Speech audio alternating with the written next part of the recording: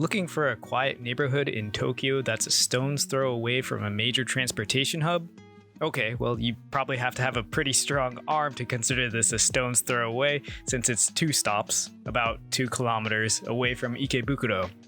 But Senkawa still checks a lot of boxes as a livable neighborhood in Tokyo. Here's a look at the livability of Senkawa in Toshima Ward, Tokyo. The highlights of this neighborhood include the following. It's located just outside of Ikebukuro, which means you'll have quick access to tons of shopping, entertainment, and not to mention the variety of transportation options that you'll find at Ikebukuro Station. The rent is slightly cheaper compared to the Toshima Ward average, and it provides a pretty convenient commute to many different areas of Tokyo. This could be a good compromise for couples with offices in different parts of Tokyo. Some of the cons of this neighborhood include the lack of supermarkets. And to be completely honest, there's not many restaurants around either. And there's a lack of large open green space nearby. There are smaller parks in the area, but nothing quite the size of Yoyogi Park, where you could use for jogging, for example. Here's a look at the average rent for a couple of different apartment layouts around Senkawa Station compared to the average rent for all of Toshima Ward. This is a good neighborhood for those who are looking for a quiet neighborhood, if albeit one that lacks dining and entertainment options. Not to say that there aren't any stores or restaurants around Senkawa, there are, but there just might be fewer than you're used to compared to other parts of Tokyo.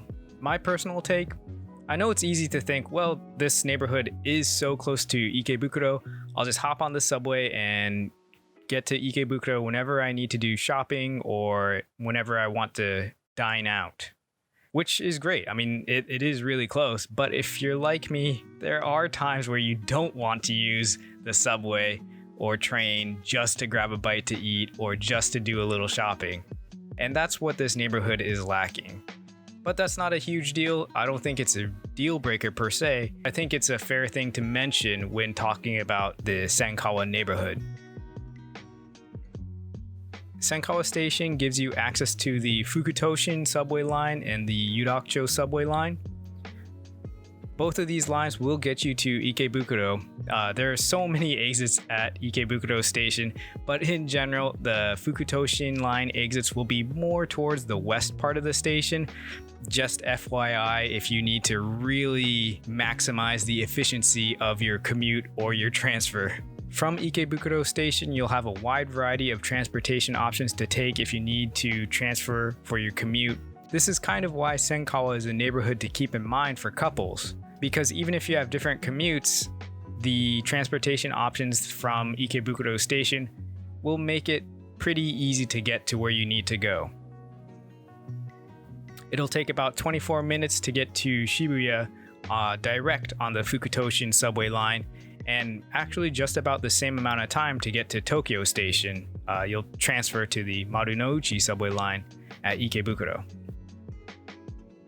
Depending on where exactly your address in the Senkawa area will be, you might find it provides just the right amount of shopping or nearby restaurants, but it is pretty residential in general, and you might find an apartment where it's a bit of a walk to get groceries or daily essentials.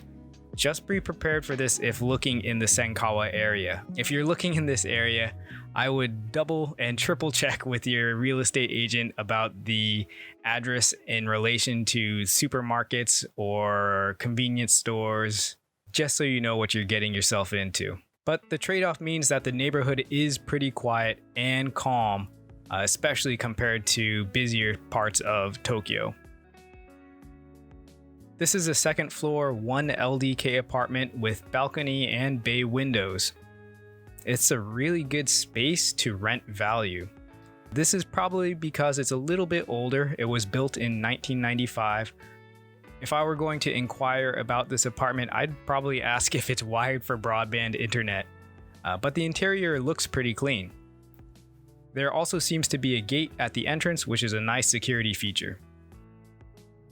This is a second floor 1R loft apartment. No key money and no deposit help keep the initial move-in fees low. This is a little bit of a newer apartment. It's built in 2017, and it looks like it comes with a mini fridge in the kitchenette. 1R apartments tend to have pretty small kitchens, so double check that.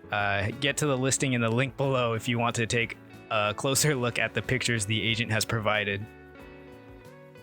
It has a separate bath and toilet, I guess technically shower and toilet, since there doesn't seem to be a bath in this unit. My apartment right now is like this, and I don't mind it at all. I used to live in an apartment with a tub, and I never used the tub part, just the shower anyways. If we scroll through the listing, we'll also see that it looks like Wi-Fi is included as well, which is a very convenient feature. Alright, that's going to do it for my little intro on Senkawa. If you found this interesting or useful, please subscribe to the channel or give the video a like.